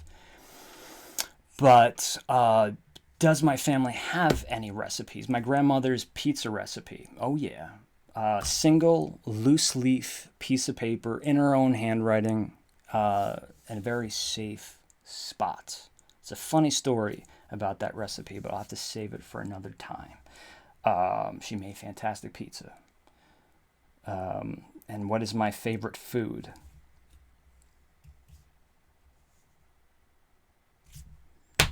Lasagna, man. I think it's too easy. It's too easy. Because of who wouldn't? I know some people don't like lasagna, but we're talking about so much saturated fat and dairy and meat. Let's do the hamburger. It truly is one of my weaknesses, the hamburger, because it can be done in so many different ways. And I've had some pretty darn good hamburgers in my lifetime. So that is the answer to that question. Laura says, I'd love to discuss when candles go to Ross/TJ Maxx from Yankee and Village Candles. Are they lower quality? Now, I can't speak to this from actual fact. I don't know the facts here. But to my understanding, yes, there is a reason that Village Candles and Yankee Candles end up at Marshall's, Home Goods, TJ Maxx, all these places, Ollie's. There's probably several reasons what's happening. They're buying overstock. They're buying old stock, stuff that they're not selling anymore. They're clearing inventory, but at the same time, I know they do order. So the difference is, I think a good example is Bed Bath & Beyond buys directly from Yankee Candle. They are a customer of Yankee Candle. They place an order, they receive their product. In fact, they're, to this date, the biggest customer of Yankee Candle, Bed Bath & Beyond. Where Marshall's, Home Goods, the whole list, there's a lot of stuff that they're getting, and I'm sure it's at a far less price than just wholesale. So the way I look at it, if you find something at TJ Maxx and you're like, wow, this is a great price and it smells good, get it. Just always know that, like, this is why when I buy a candle from like a Yankee Candle outlet, or if I buy a candle at Marshall's, TJ Maxx, I can't go on here on this platform on YouTube and say, this is how the candle, this is my experience, this is what I smell. Because you never know. You never know. But if you've burned the candle, you bought it in retail, and you also see them at TJ Maxx for a lower price, and you want to stock up, stock up. But my biggest thing is when people really put their faith and soul in the performance of a candle, but they've only, let's say, purchased it at a bargain warehouse. No. Go to Yankee Candle. Don't go to the outlet. Go to Yankee Candle. Buy the candle. If it works for you, then repurchase it at an outlet or a bargain store. That's my take. I know that's not going to be a popular answer with a lot of folks. But I worked in I'm going to say it again, I worked in the wine industry. I know what happens to wine that sits in the back of a truck for a little bit too long.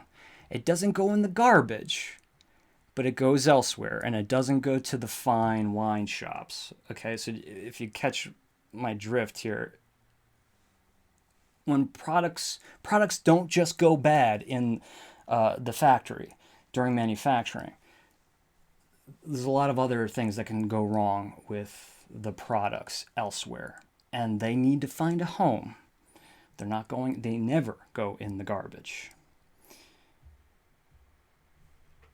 I hope I answered that. And I hope I didn't make it sound like I buy candles from Marshalls, TJ Maxx, Home Goods all the time. Ollie's. Once. Bought something at Ollie's. I hope I'm not making it sound bad. From Timothy, I hope he's watching.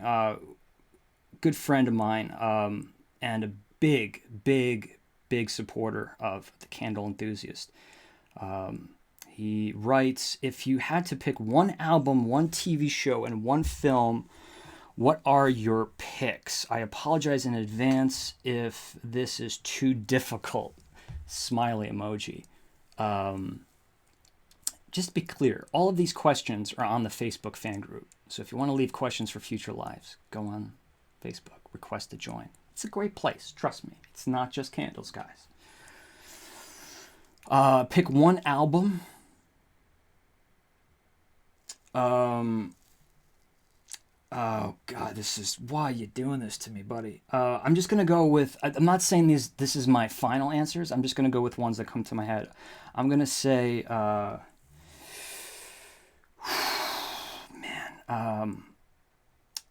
let's go with Animals by Pink Floyd, one TV show.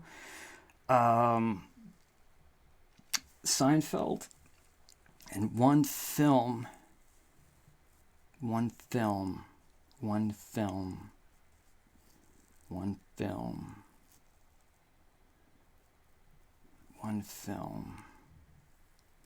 What is the one film that has really inspired me my whole life? Not just a little bit, but a lot. One film. This has taken me far too long. I'm going to go with Alfred Hitchcock's Psycho.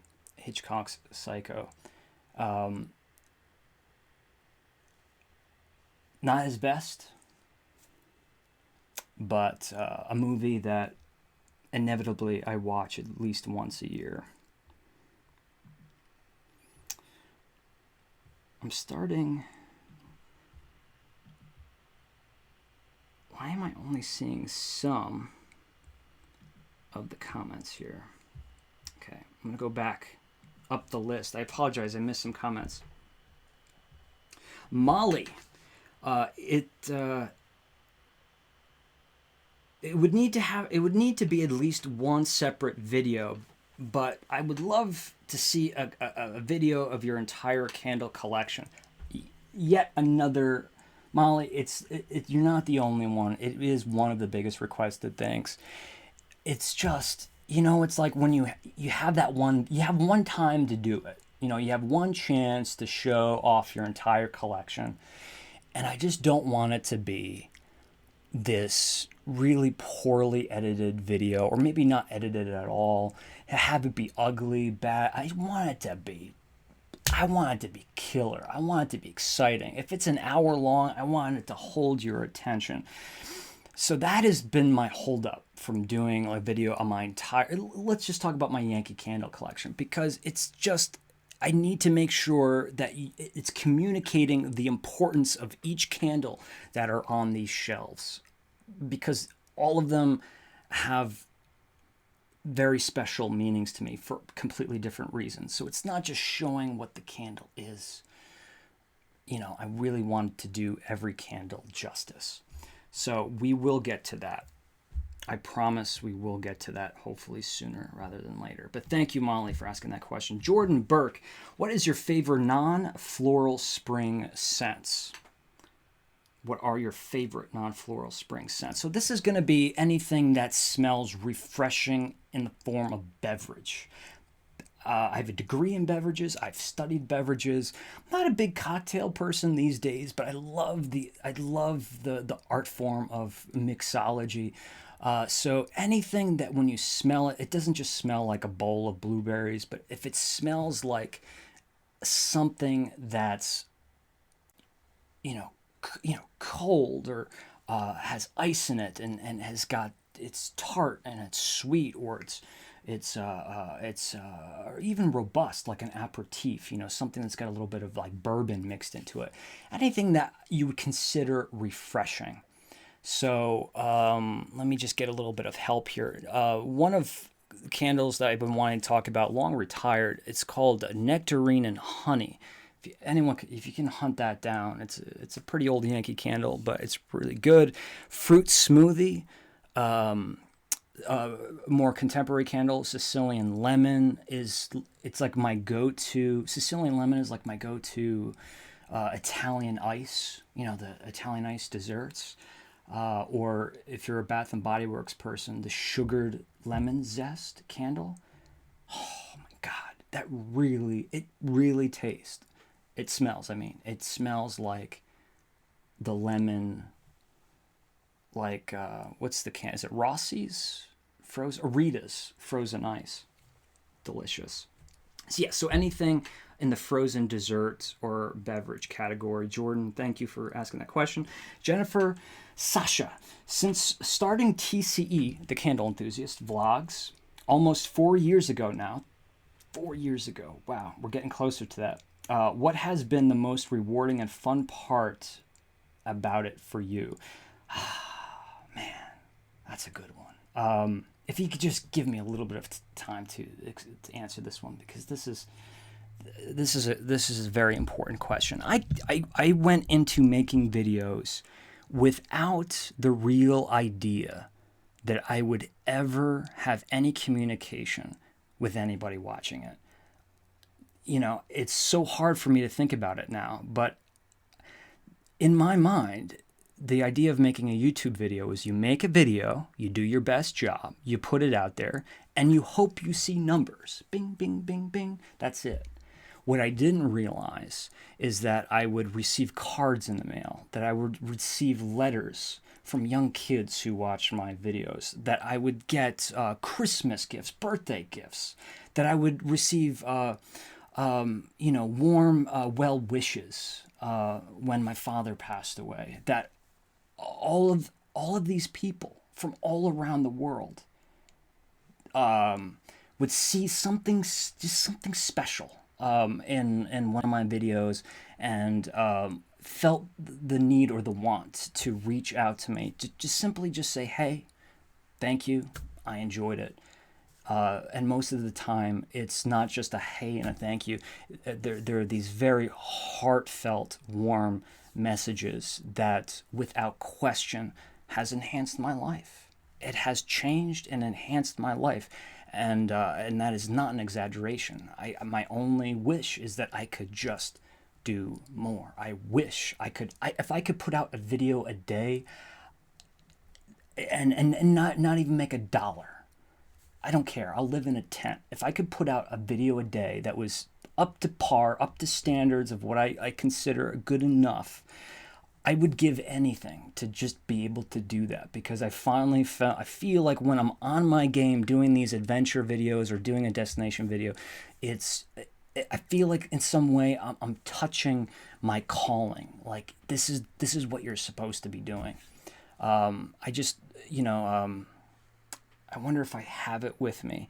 But I think at least one recent message was from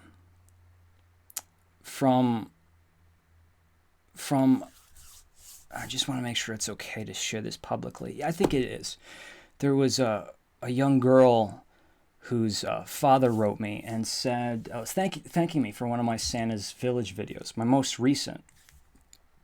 And he was not only saying how much his daughter loved all my travel videos, but said that his daughter had extreme anxiety and kind of left it vague, handicapped in some way where she really can't get out of the house. She's not very mobile. And he began to thank me, not just for my videos, but allowing me to share my experiences with his daughter to help her get away from the house, to escape, to leave. What this candle does to me, it makes me escape. It makes me go vaporize into a place of fantasy, make-believe, or a place of my past that's deeply nostalgic. I love the idea of escaping. And to be able to help out other people, and in this situation, this little girl who really doesn't have an option. She's got very little options. To be able to help out in a situation like that was never did I think I would be able to help someone that much. And even though it's not that much, maybe it's just 5 minutes, maybe it's 10 minutes. I don't know how long the video. Well, I know how long the video was, but I don't know to what degree this has helped that young girl. But the joy that thought brought me was enough inspiration for a whole another year of making these little short videos, travel videos. So when people ask me why I do my travel videos and the candle videos, just remember that I love candles, and I'm the candle enthusiast, and I'll talk about any candle with as much passion as the next candle enthusiast. But where my heart is, where I really want to explore and where I want to expand it and where I want to grow my audience is not so much this intimate crowd that we have here, but it's in my travel videos. I want to make travel videos, experiences, and do it in my own way. Not what the Travel Channel does, my own way. I know I took a long time with that. I know, I just had to. Do you remember the very first candle you smelled, and how did that contribute to your passion for candles? Says Penny. I don't know the candle. I can almost be sure that it was Yankee Candle. In my house growing up, my dad loved scented candles. He loved home fragrance, but my mother did not.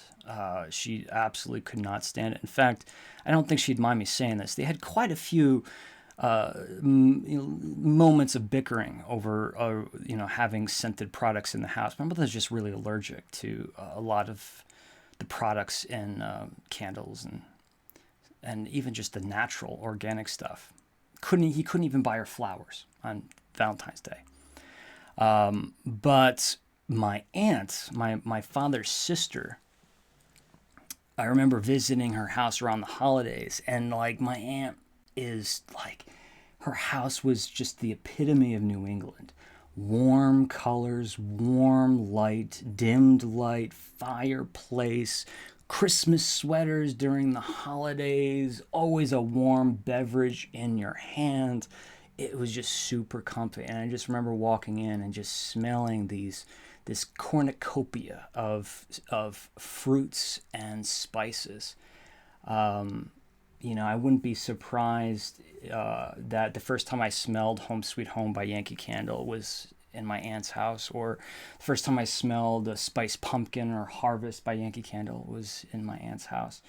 So the second part of your question, how did that contribute to your passion of candles? I think that because I actually didn't have candles around me at the youngest age, and like around my teenage years,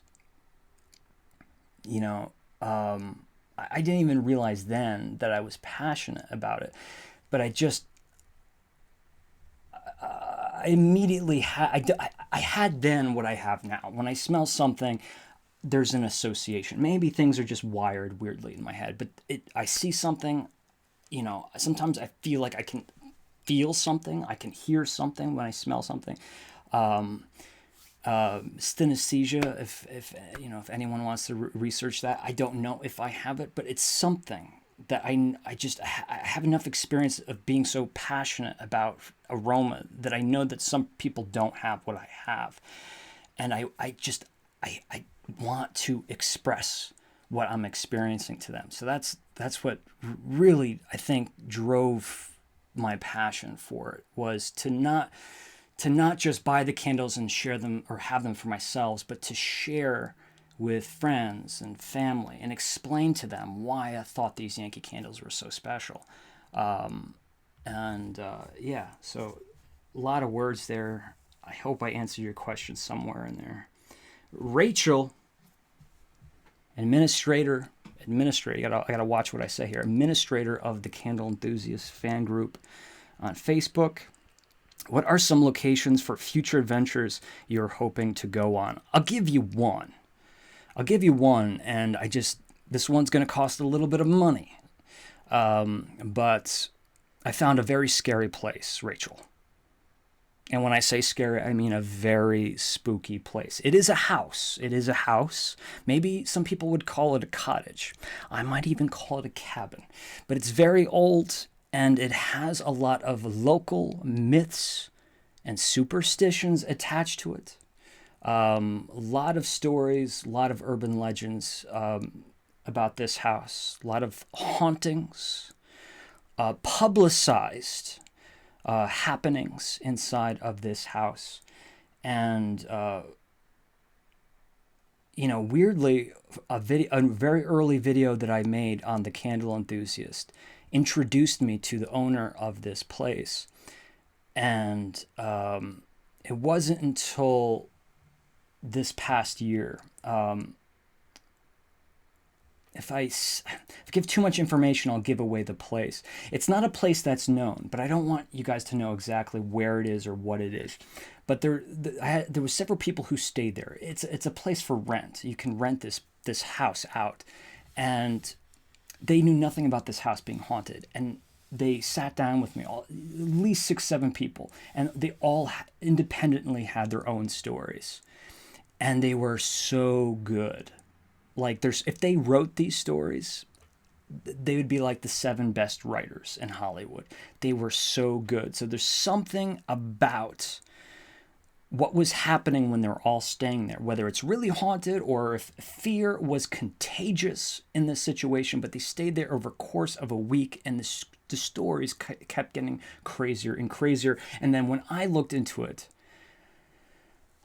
man, yeah, like there's people that live locally who are like, yeah, we know what they were experiencing. This is why you don't stay there. And I'm like, are you kidding me? Like an Uber driver was telling me stories, his personal stories of several people he knew who stood there. And it's like, he had no idea. He had no idea that, like, I was even looking for people to tell me scary incidences of this place. So I'm hoping to stay there for a couple days, and getting all of the cameras, no one camera, forget about the one, let's get all of the cameras, let's get them rolling, let's see what happens. And there's going to be an agenda. It's not like I'm just going to be sitting there twiddling my thumbs waiting for something to happen. I'm going to really try to do my best to see if I can recreate anything that my friends were experiencing, whether it be in their heads or whether it be a real paranormal activity. I'm willing to put it all on the line and be there completely unsupervised, completely by myself, in the middle of a forest, 20 minutes at least from the nearest street light, let alone like house or like grocery store. It's in the middle of nowhere. And I'm just going to stick it out for a couple days. even if it's just cabin fever that I receive. I want to document what happens. Can I do it? We'll see. Donate now. Donate now. Let's do one more question.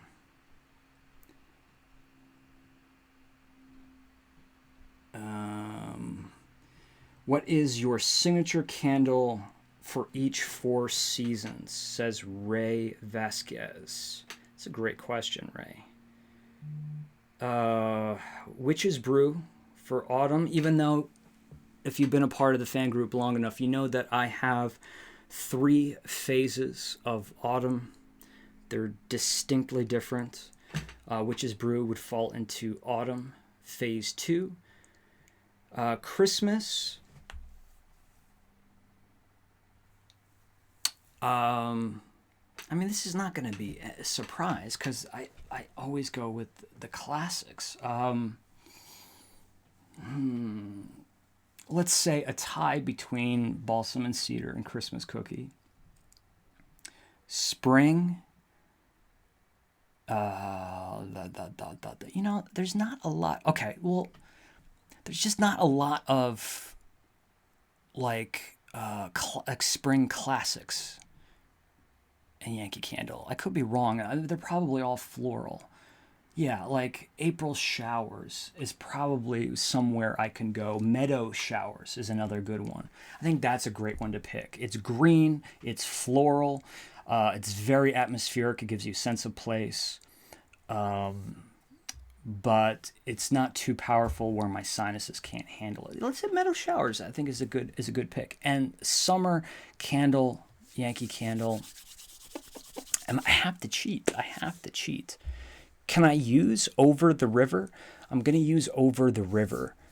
It's a fragrance that I don't think a lot of, even like really big Yankee Candle fans they probably have seen it, but I really don't think they could talk about it if they were put on the spot.